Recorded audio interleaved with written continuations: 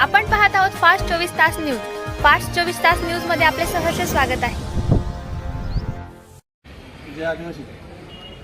आज 13/7/2026 रोजी आज सोमवार प्रांत कार्यालयावर निवेदन देण्यात आलेलं आहे की जे आंतरजातीय विवाह आहे ते गहन आदिवासींमध्ये आदिवासींमध्ये देण्यात येत आहे. त्याच्यामध्ये कुठल्याही विषयावर, शासकीय विषयावर किंवा राजकीय विषयावर यांना कुठल्याही गोष्टीचा लाभ देण्यात नाही.